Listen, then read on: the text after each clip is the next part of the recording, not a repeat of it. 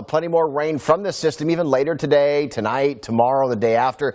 Finally, though, I see the end. And we're going to go through what that means for you and how much rain you'll see in just a few. All right. Thanks, Nick.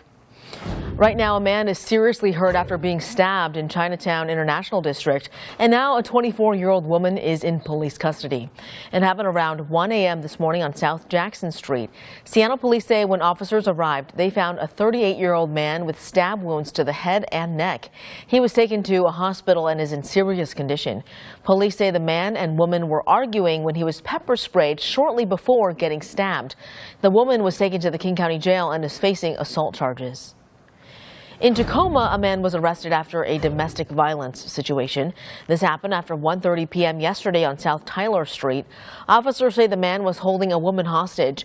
Police were able to talk him into surrendering, and he was quickly arrested. He is facing several charges, including assault. The woman was hurt but is expected to be okay. And further south in Thurston County, 2 people are behind bars after deputies say they were dealing drugs. The Thurston County Sheriff's Office says this happened yesterday in Yelm. Deputies executed a search warrant at a home they believed had drugs inside. When deputies went in, they found cocaine, pills, 7 guns, and more. The 2 suspects were taken into the Thurston County Jail. Within the state of Washington specifically, we have seen dollar losses and numbers of victims triple since 2020. That shocking statistic from the FBI is coming with a warning. They're asking people to get educated and be cautious of sophisticated AI scams. Kiro 7's Brooke Griffin sat down with the FBI. They say this kind of criminal activity is getting smarter every day. We are seeing this kind of touch every single threat that we investigate. The FBI says criminals are rapidly advancing their methods with AI. Frauds at their core are about building and exploiting trust, and AI just makes it more effective in doing that through a variety of ways. Since 2020, the FBI says 4.2 million people across the country have been targeted by a criminal using an AI-generated scam, resulting in $50.5 billion lost. They can create more convincing emails, chats. They can generate fake photographs and even video chats to convince a victim that this person who doesn't really exist. In 2025, he says 600 Washington residents were scammed out of $25 million. These are frauds that have been around for a long time, decades. What we're seeing is just kind of a change in scale and sophistication based on AI, but they're still the same old frauds. They still work the same way. Data shows people over 60 years old are the most common targets. If you suspect a scam through email, text, phone call, or even a FaceTime, you should verify the source and calmly investigate. If you do lose money in a scam, the FBI wants you to report it immediately. That $100 loss to you may turn to thousands, hundreds of thousands, or millions of dollars of losses when we can connect it, and then we can open a case and go after the people that are doing that. He says AI is constantly getting smarter, and being cautious of anyone asking for money is the best way to stay safe. In Seattle, Brooke Griffin, Kiro 7 News.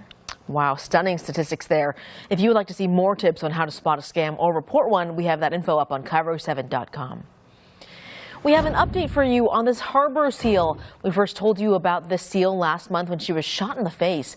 Now, Sea Life Response Rehabilitation and Research says she is showing signs of improvement. The rescue in Des Moines says she is gaining weight, and last week she got her CT scan to look at the damage to her skull. The scan showed trauma to her nose, but thankfully no other injuries. Officials say they're still watching her closely to monitor her improvement. Bulldozers and police officers cleared a homeless encampment near Seattle Center yesterday, 5 months after people started camping here.